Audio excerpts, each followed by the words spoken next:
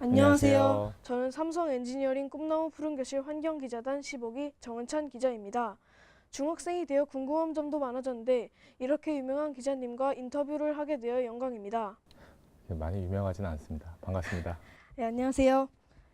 기자님에 대해서 인터넷을 찾아보니 매년 과학기자에게 주는 상을 휩쓸고 계실 정도로 화려한 경력을 가지고 계시던데요.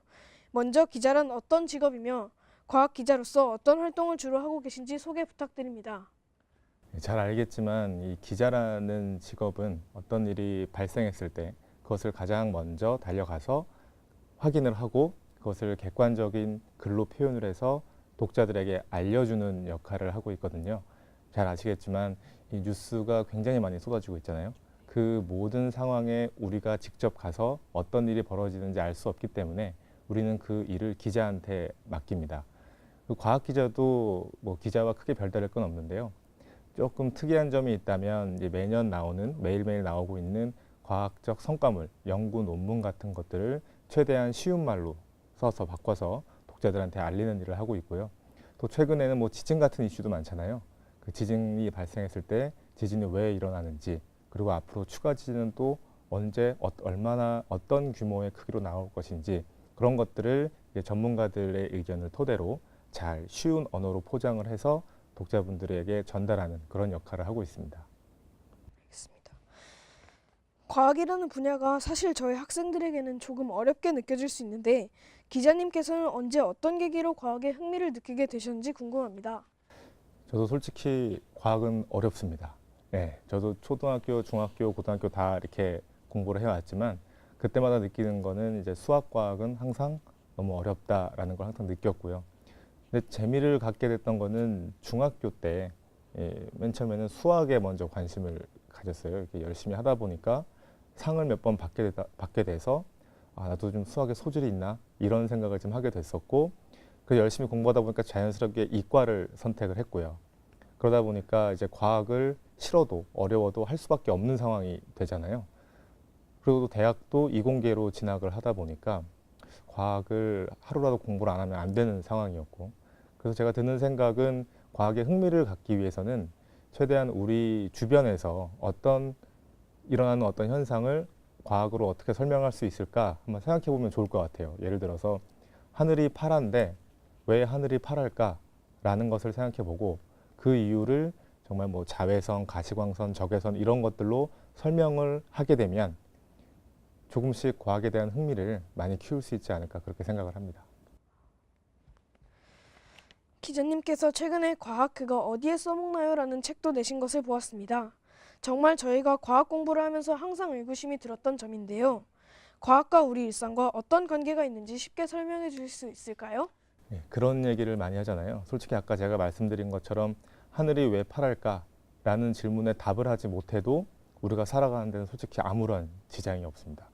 그 수학 이제 알겠지만 중학교, 고등학교 가면 수학도 점점 어려워지잖아요.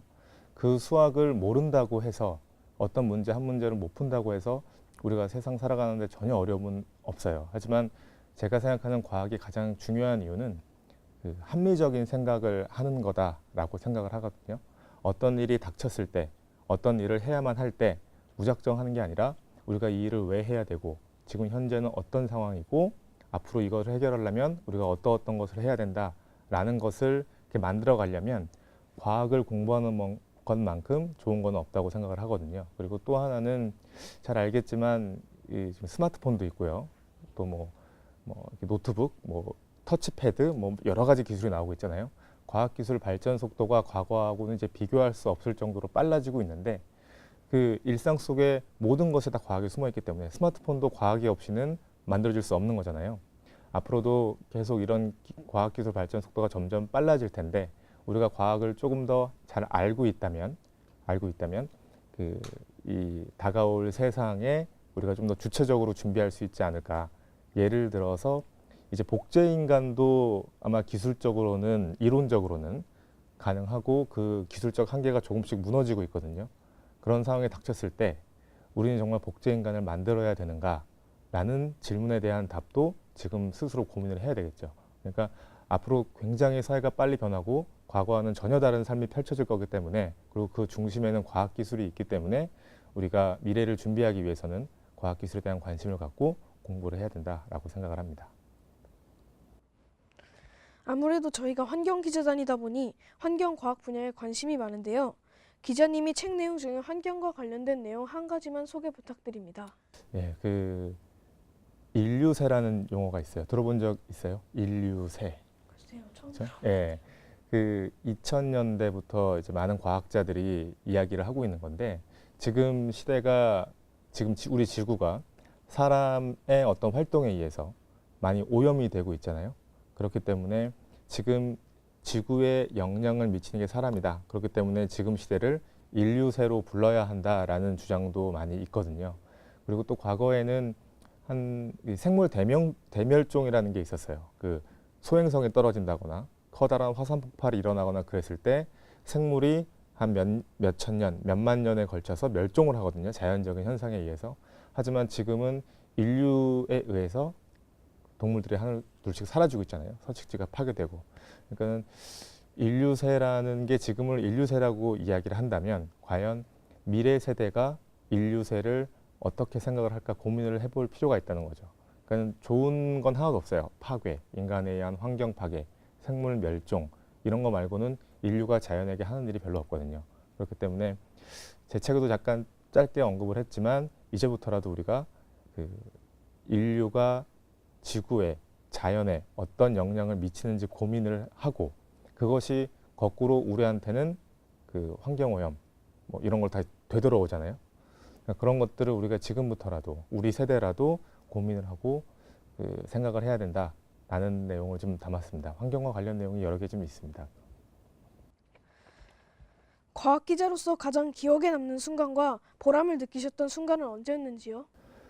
이 기자를 하는 분들이 다들 보람을 가장 크게 느꼈을 때가 자기가 쓴 기사로 인해서 세상이 조금 더 나아졌을 때, 조금 더 바뀌었을 때라고 말을 많이 하거든요.